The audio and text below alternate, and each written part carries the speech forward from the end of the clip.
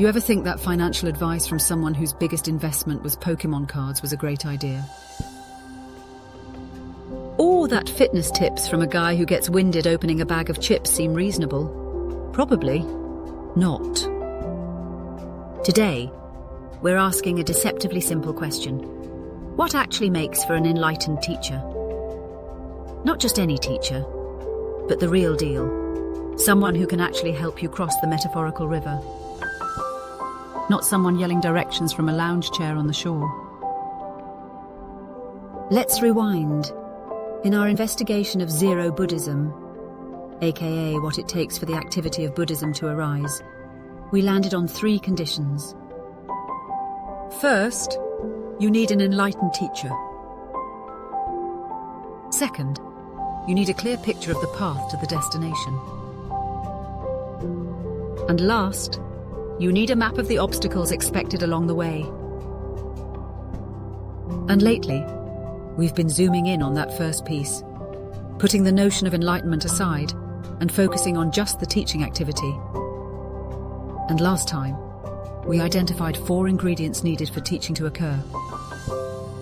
First, you need a source of knowledge, but most importantly, one who's fully engaged. Second, you need a serious seeker, not just a curious dabbler. Third, you need an alignment between the source and the seeker, that what the source is offering is what the seeker is searching for. And last, there must be a conducive environment where this teaching activity can occur. And today we dig deeper and ask, what makes this teacher, this source of knowledge, enlightened? In the Tevijja Sutta, the Buddha roasts the local Brahmins for preaching a path to union with Brahma, even though none of them had ever been there. It's like claiming to teach scuba diving after watching a few documentaries. And yet right after calling them out, the Buddha himself offers to teach that very path. Wait, what? Plot twist. The Buddha doesn't actually claim to have met Brahma, but instead, he claims to understand the Brahma realm and the practice that leads to it. And in the Tevijja Sutta, the Buddha lays out 4 essential requirements for someone to be considered a teacher. First, they've actually been to the destination. They've reached the far shore, the Brahma realm. Second, they understand the near and far shores in a larger context. For example, that it's not just about ending suffering. It's how suffering fits into the teaching of something deeper, like not self.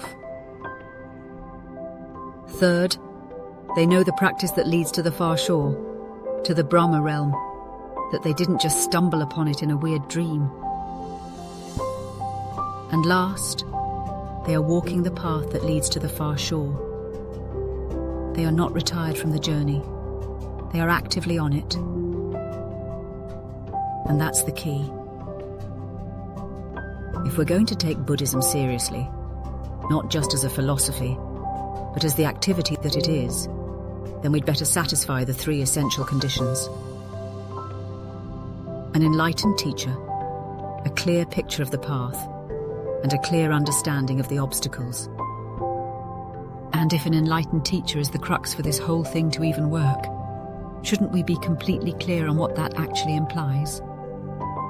And most importantly, that we are able to recognize one during an encounter?